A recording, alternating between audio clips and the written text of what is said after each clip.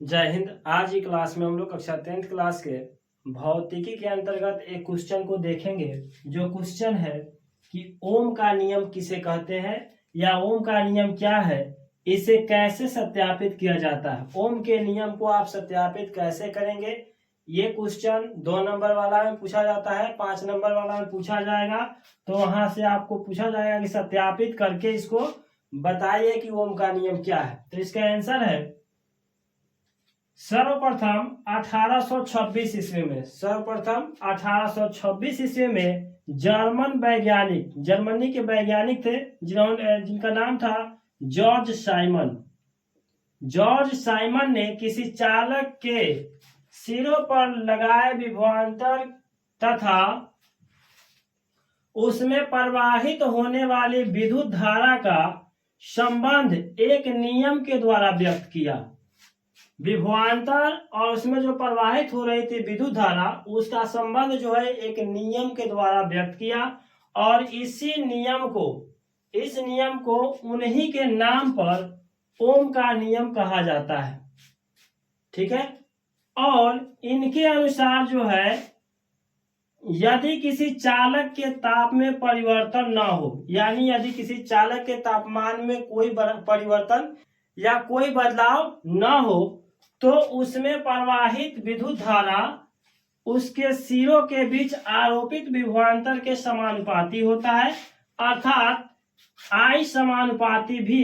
इसको हम लोग I बराबर V बटा R लिख सकते हैं, जहां R क्या है, नियतांक जो अचर ताप है, जिसे चालक का प्रतिरोध कहते हैं। चालक का क्या कहते हैं, प्रतिरोध। या इसी को हम लोग लिख सकते हैं V और समानुपाती I या V बराबर, इसको जब गुना कराइएगा I में R से गुना कराइएगा तो V बराबर क्या हो जाएगा, I इंटू R हो जाएगा।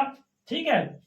तो चित्र को आप एक सजा लेंगे इस तरह से, जिसमें आपको चित्र में क्या क्या लिखना है हम आगे आपको यहाँ पे बताए हुए हैं, आप इसे ध्यान से समझ लीजिए। प्रयोग द्वारा नियम, ओम के नियम का सत्यापन कैसे करेंगे, इसे देखिए। चित्र में दिखाई गई विधि से एक शुष्क सेल जो है, एक एमीटर ए,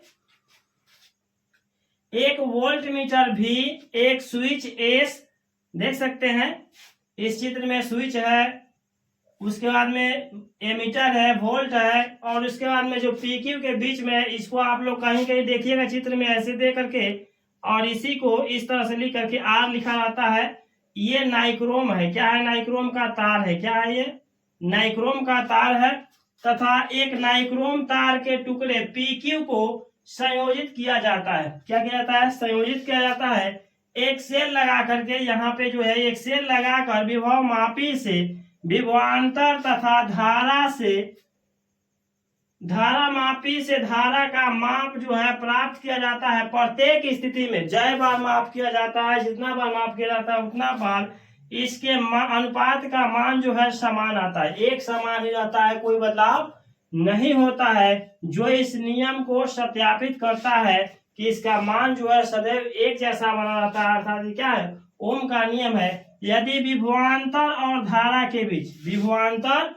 धारा के बीच में ग्राफ खींचते हैं, देखिए आप यहाँ पे ग्राफ खींच दिए हुए, ऐसे ग्राफ खींचते हैं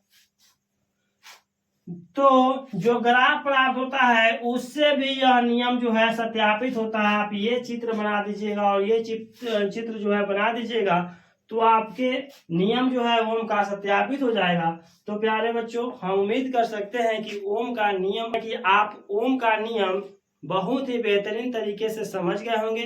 अगर आप इसी तरह का वीडियो और देखना चाहते हैं और अपने संपूर्ण विषयों की तैयारी ऐसे ही समझकर पढ़ना चाहते हैं, तो आप इसके लिए मेरे एप्लीकेशन MG प्लस एकेडमी को प्ले स्टोर से डाउनलोड कीजिए। उस एप्लीकेशन पे आप सभी के लिए एक बहुत ही बेहतरीन सा कोर्स लॉन्च किया गया है, जिस कोर्स का नाम है मंजिल बैच 2026।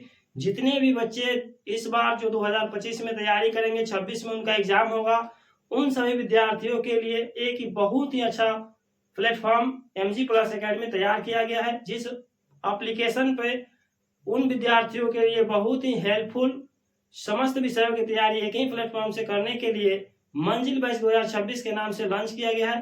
तो आप सभी विद्यार्थी जाइए प्ले स्टोर से इस वीडियो में के डिस्क्रिप्शन में देखिए एप्लीकेशन का लिंक है।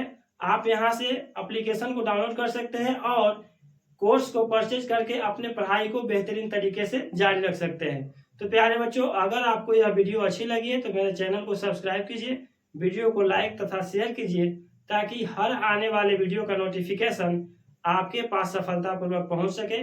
तो प्यारे बच्चों, मिलते हैं किसी अगले वीडियो में, तब तक के लिए धन्यवाद। जय हिंद।